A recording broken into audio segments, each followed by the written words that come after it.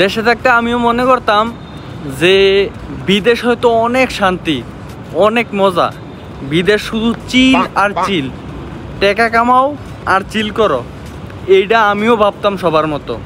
কারণ আত্মীয় স্বজনের যেই পরিমাণে পোস্ট দেখতাম ফেসবুকে, ওরে বাবারে KLCC এনে যাইয়া ঘুইরা ছবি তুলে, তারপরে সুন্দর সুন্দর জায়গা দিয়ে ছবি তুলে, এটি দেখা তো আর হুশ নাই, মা ঘুমা কবে যাম বিদেশ। তারপরে অনেক তাড়াহুড়া করে আব্বুরে কইলাম, আব্বু পাসপোর্টটা বানান, লেয়াপড়ার গোষ্ঠী গিলাই বিদেশ যাম। ঠিক আছে, তো ঘোরাঘুরি করে অবশেষে আমি বিদেশ আইলাম। তো আইয়া প্রথম 1 মাস ভালোই কাটছে, কোনো কাজ কাম নাই। দ্বিতীয় মাসও ভালো কাটছে, কোনো কাজ কাম নাই।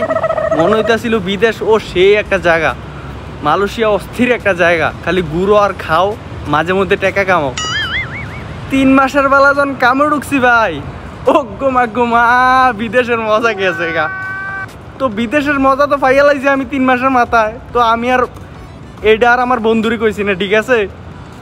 এরপরে পাম্পটি দিয়ে আমার বন্ধুরে লই আইছি, বিদেশের মজা খাওয়াইতাম, ঠিক আছে। দেশে থাকতে আমারে কইতো, মামা তুই এত সুন্দর সুন্দর জায়গা দিয়ে ছবি তুলো, তখন মামারেও লয়ে যাই ছবি তুলতাম। বুঝছিনি কাহিনীটা? তো মামা আস্তে আস্তে বলতে আছে বিদেশের মজা। গোমা আইও মাতি তারা একে একে সব আইনাম বিদেশের মজা। এই যে দেখো, আমরা এখন সবাই বিদেশে, সব আইনাম একে একে আইনা গোয়া মারা এক লগে খাম, এক লগে গোয়া মারা খাম, আইও বিদেশ।